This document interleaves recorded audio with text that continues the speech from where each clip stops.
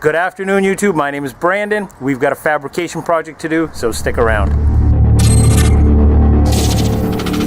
So if you remember back in episode 1, the hood did not fit onto like the front cowl area. It was broken off. So let me bring you in and show you what we got to do. Now, we could buy the bracket that attaches the hood hinge to the cowl, we'll call it.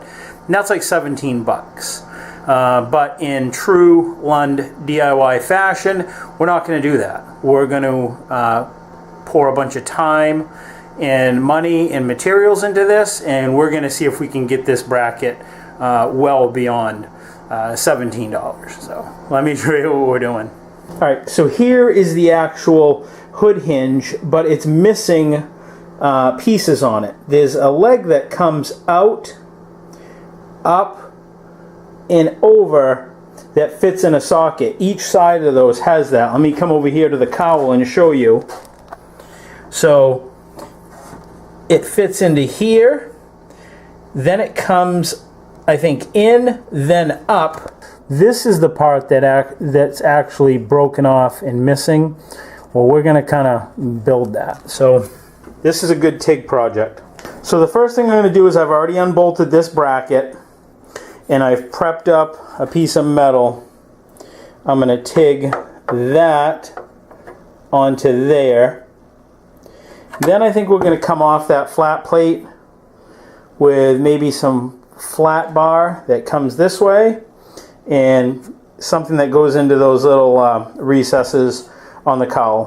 So let's get this welder set up, and I'm using argon. I'm going to be TIGging this, and I'm at about 110 amps, and I'm just right here just doing blast tacks on it. And if you want to know more about TIG welding, you can check out my beginner welding series. So I've got the hood upside down facing up, and I got the cowl upside down facing up, so we can see what's going on with the hood latch or the hood hinge mechanism. So now we've got this piece across here. This is going to give us a nice platform that we can work off from. We see how I have a bolt here. I've threaded that bolt into that. I think what we're going to do is we're going to come out, we're going to take a piece of flat bar, put a hole in the end of it, and then thread this through it. That'll make our hinge piece. We're going to come out and then come down. Now here's a little fabrication tip when you're doing radius edges. Just use a little washer, and you can see right there I've got a nice little template to go by, so when I bring it to the grinder I can make nice rounded edges, and it'll look factory and finished. And there it is. Now here I'm just using a step drill bit. Now I love using step drill bit, especially for stuff like this, because I don't have to keep retooling. I can start off with one size, continue on, and bore the right size holes that I need without fussing with a whole bunch of drill bits. Now I'm just trying to get everything lined up to what it needs to be. I'm doing everything pretty much by eye. Now I have this all clamped up to the shape that I think it needs to be in, so I put a scribe mark on the piece that I want to cut off, and I chuck it into the vise, and I'm going to saw that off to length. Now I pick up the scrap piece here, hold that up to the piece I just cut, and now make a scribe mark on the other side of it. So now all I've got to do is make that cut there. Now I have two identical pieces, so I can assemble this up. So now I've got both right side and left side hinges built or cut to size. Now all I got to do is just weld everything up. Now there I have two of them front to back, so I'm holding them side by each so that I know that they're both all at the right angles.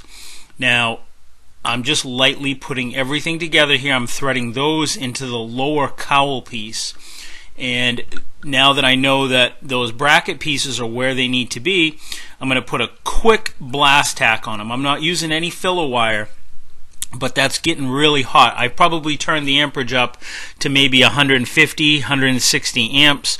Now I'm going to remove everything together as one unit, finish welding it up, and then now I'm grinding it all off, radiusing the edges, make everything look smooth. Look at that. I've sprayed it out in green, and it actually looks factory. Nobody would ever know. And I saved a whole bunch of money, and it was a lot of fun to do. Now we'll get the headlights all back in, because the headlights had to be out in order to bolt in that bracket. one of the bolts for each side of that is below the headlights. But look how good that plastic came out. If you haven't, if you want to see how I did that, that's a permanent fix. There'll be a link down below, and I'll make sure that there's a link up top. But I mean, that plastic looks brand new.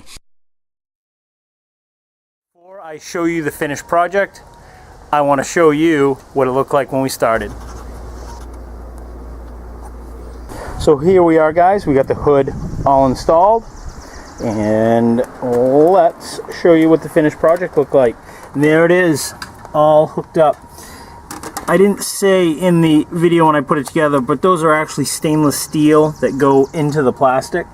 Not that it matters, but that's what I had. So those will always look good. But yeah, that functions well. Functions as it should. And the hood closes well. Look at the shine on that. Doesn't that look nice? And that's all there is to it, guys. I want to thank you for watching. Thank you for tuning in. If you want to see how I got this plastic so shiny over my shoulder, I'll put a link right up here, up above.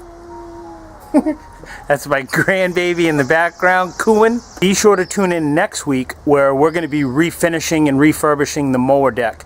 I'm going to be showing you a product that is so unique. It is solvent resistant, gasoline resistant.